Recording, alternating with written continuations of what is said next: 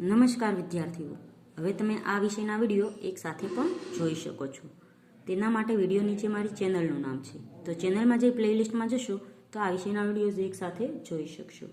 તો વિદ્યાર્થીઓ, ગયા વિડીયોમાં આપણે શીખતા હતા ગુજરાતી ધોરણ 7 દ્વિતીય સત્રનો પાઠ નંબર 17 જીવરામ ભટ્ટ. તેનો આપણે છે અભ્યાસ શીખ્યા હતા અને સ્વાધ્યાયના 2 પ્રશ્નો શીખ્યા હતા. હવે ત્રીજો પ્રશ્ન છે, ગંગાએ બતાવેલી આંગળીઓ 5 છે એવું જીવરામ ભટ્ટે કહ્યું, છતાં ખોટા કેમ ન પડ્યા?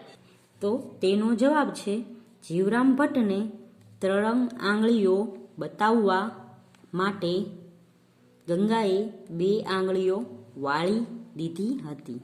જીવરામ ભટ્ટ કહે છે કે તેમણે 3 ઊભી આંગળીઓ જોઈ અને 2 બીજી વાળેલી જોઈ.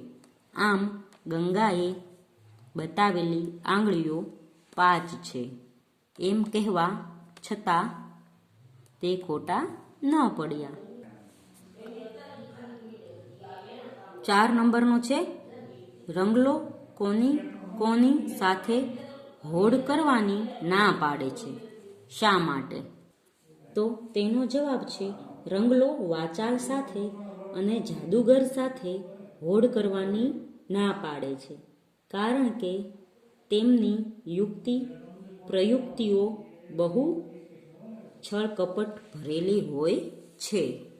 પછી છે, રંગલો નીચે મુજબના વિધાનો બોલે છે, ત્યારે ખરેખર તે શું કહેવા માંગે છે તે લખો. તો અહીં પહેલું છે કે દેખે છે એનો બાપ. તો આ વાક્ય દ્વારા રંગલો કહેવા માંગે છે કે જીવરામ ભટ્ટ રતાંધળા છે, એ રાત્રે જોઈ શકતા નથી. પછી 2 નંબરનો છે, કાગળ તો શું પણ અત્યારે મોતી વિંધે છે.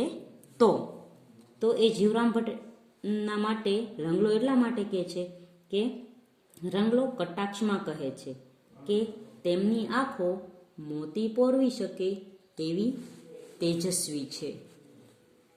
પછી 3 નંબરનું છે, સૂકું લાકડું કે પર્ણ કદી નમે નહીં. તો તેના માટે રંગલો એટલા માટે કહે છે કે મિથ્યાભિમાનની માણસ પોતાની ભૂલ ક્યારેય કબૂલ ન કરે. પછી 4 નંબર છે, જોજો ભાઈઓ સુરદાસજી કાગળ વાંચે છે. તો એ રંગલા એટલા માટે કહે છે કે હિન્દીના પ્રખ્યાત કવિ સુરદાસ અંધ હતા, તેથી અંધજનોને સુરદાસ કહેવાનો રિવાજ છે. રંગલો એમ કહેવા માંગે છે કે આંધળો માણસ કાગળ વાંચે છે. પછી છે, નીચેના વાક્યો કોણ બોલે છે અને કોને કહે છે તે કહો. તો પેલું છે, કાગળ તો શું પણ અત્યારે મોતી વિંધે છે. તો આ વાક્ય રંગલો બોલે છે ને ગંગાને કહે છે. 2 નંબરનું છે, એમાં તો ઝીણા અક્ષર છે. તો આ વાક્ય રઘનાથ બોલે છે અને સોમનાથને કહે છે. પછી 3 નંબરનું છે, લાખેણી લાડી આપી છે. તો આ વાક્ય ગંગા છે તે જીવરામને કહે છે. 4 નંબરનું છે, ત્યારે હવે તમારું સાચાપણું સાબિત કરવું જોઈએ. તો આ વાક્ય રંગલો બોલે છે અને જીવરામને કહે છે. તો પ્રશ્ન નંબર 4 છે, નીચે આપેલા વાક્યોનો અર્થ ન બદલાય તે રીતે ઉદાહરણ મુજબ પ્રશ્ન વાક્ય બનાવો. તો અહીં જવાબ આપેલો છે, આપણે પ્રશ્નવાચક વાક્ય બનાવવાનું છે. જેમ કે તારા જેવા ઠગ અમને જૂઠા કહે એનું કંઈ જ મહત્વ નથી. તો પ્રશ્નવાચક વાક્ય બનશે, તારા જેવા ઠગ અમને જૂઠા કહે તેથી શું. પછી બીજું છે, હવે બીજું કંઈ આપવા જેવું નથી. તો પ્રશ્નવાચક વાક્ય બનશે, હવે બીજું શું આપવા જેવું છે. 2 નંબરનું છે, અમે પણ એ જ કહીએ છીએ. તો એ પ્રશ્નવાચક વાક્ય બનશે, અમે પણ બીજું શું કહીએ છીએ. પછી છે 3 નંબરનું, કહીએ તો તમે કંઈ નથી આપવાના. તો તેનો પ્રશ્નવાચક વાક્ય બનશે, કહીએ તો તમે શું આપવાના છો.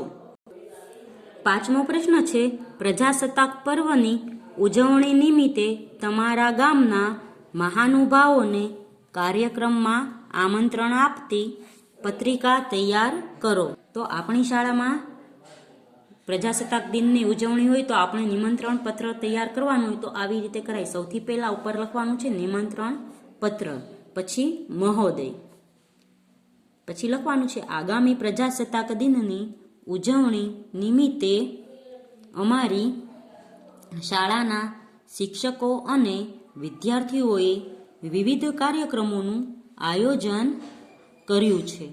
સૌ પ્રથમ સવારે 7:30 વાગ્યે ધ્વજવંદન થશે.